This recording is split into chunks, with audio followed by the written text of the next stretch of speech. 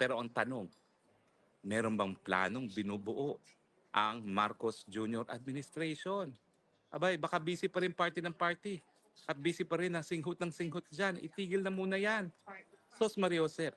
Or kung talagang hindi mapitigil, talagang pumasok na sa rehab at ibigay na ang pamumuno kay BP Sara. At least panandalian habang tayo ay harap sa napakatinding pagsubok itong full-blown gera nga sa gitnang silangan. Hindi po biro-biro ito. In fact, kung ako si BP Sara, nako, it is a nightmare to take over government now na merong full-blown war. Ano naman ang magagawa mo? Parang napaka-limited ng options mo. Siguro magagawa ng gobyerno na lang talaga is bukod doon sa maghanap ng alternatibong sources at talagang tutok ang salapi para sa mga ayuda dahil inaasahan natin na talagang tataas ang presyo ng lahat, magbigay ng pag-asa na kung tayo ay nagsasama-sama bilang isang bansa, pwede natin maibsan itong kahirapan na parating at pwede tayong manaig dito sa panibagong pagsubok na naman na haharapin natin itong gera ng gitnang silangan. Pero yun nga po, no? Much as Inday Sara would consider it as a nightmare to take over government now, siguro naman papayag siya. Mas mabuti naman po na pumayag na si Marcos Jr. temporarily, pwede naman po hindi siya mag-resign kung ayaw niya mag-resign. Pumasok muna siya sa rehab. Kasi ayaw naman niya magpa hair follicle test. Pero at the same time, nandyan ang ebidensya. So ina-assume ko na baka nga gumagamit siya. Kung talagang gumagamit siya, ay nako, maintindihan po ng taong bayan kung siya magpaparehab. At habang siya nagpaparehab, ibigay muna niya yung pamumuno kay Inday Sara. And much as Inday Sara would hate it, kasi ano naman ang gagawin mo kung ganito ka talagang kagulo at wala talagang pagkahandang ginawa ang gobyerno, no? Kahit papano at least manawagan siya na magbayanihan tayo. At tayo naman lahat ay mananaig, no, dito sa panibago na naman pagsubok na ating haharapin. Pero kung business as usual, nako, Pilipinas, fasten your seatbelt. Talaga pong this is a sinking ship. Kung talagang matuloy ang full-out war sa buong gitnang silangan, kung saan tayo po ay nakasalalay para sa 90% ng ating requirements para sa ating enerhiya. Fasten your seatbelt. Dahil unang-una, wala po talagang namumuno ngayon sa ating bayan. For whatever reason it is. Ang duda ng marami kasi bangag ang presidente. Sinasabi ko nga, I'm giving him the benefit of the doubt, kaya nga dapat magpa-hair follicle test na ayaw. So sa tingin ko, baka may katotohanan.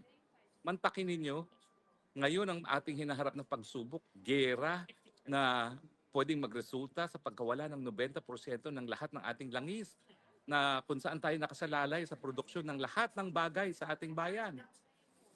Hay nako, pero yun nga po, no? Talaga naman pong lahat tayong mga sumuporta dito sa unity team na nabudol, nagsisi na. Pero ang panawagan natin, matapos tayo magsisi, yun na nga po, pakiusap na lang. Nako Marcos Jr., kung meron ka pang kaunting pagmamahal na natitira para sa ating bayan, ibigay mo na panandalian. Sige na, mag-leave of absence ka na. Ibigay mo na kay Inday Sara muna habang nagpuputukan dito sa gitnang silangan. Nang sa ganun, someone is in charge. Kasi Mr. President, alam naman namin ang sasabihin mo. Kung ordinaryong bagyo lang, ang dami-daming bagyong dumadaan sa Pilipinas, ang iyong nasasabi is, what do we do now? Lalo na ngayon dito sa dilubyong parating sa atin na talagang all-out war sa gitnang silangan. Talagang hindi lang what do we do now. Baka mamaya ikaw ay mag-give up na at sabing it's hopeless. Well, pwede ka naman mag-give up. We give you the benefit na karapatan mo naman magbitiw na tuluyan. Hindi naman ikaw sisisihin kung ikaw ay magbibitiw na dahil talagang hindi mo kakayanin itong paghamon nito. Pero whatever it is, whether be it permanent pagbibitiw o temporary, ibigay mo na kay Inday Sara, hindi mo kakayanin itong pagsubok na ito. Hindi ko sinasabi na lahat ay mabibigyan ng solusyon ni Inday Sara, pero at least magbigay naman ng pag-asa sa ating sambayanan na tayo ay makakaahon dito sa pinakabagong pagsubok na sa pamamagitan ng isang delubyo na talaga namang dumating na naman sa ating bayan. Hindi lang naman sa atin, kundi sa buong mundo. Pwede ba yun?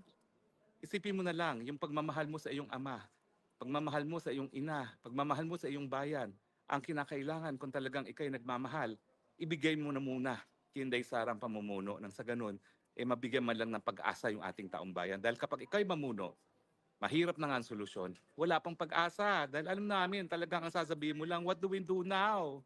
Tried and tested na yan eh. Ikaw si Mr. What do we do now eh? Maawa ka naman. Sige na, at least pag-asa, wag mong ipagkait sa taong bayan. Well anyway, kayo ba ho ay agree or disagree sa akin?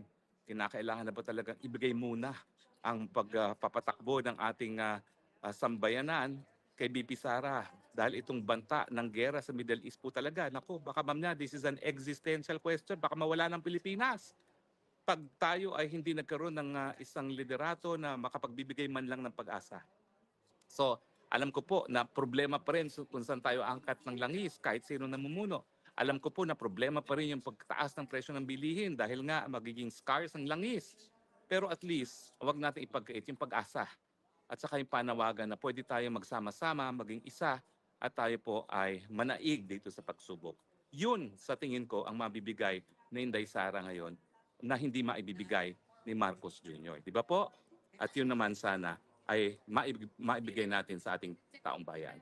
Marcos Jr., dahil nga dun sa 31 million na bumoto sa iyo, the very least that you can give your people ay yung pag-asa na po pwedeng maibigay ni Inday Sara. Dahil sa iyo po talaga, setsa na po kayo, wala na talagang pag-asang ina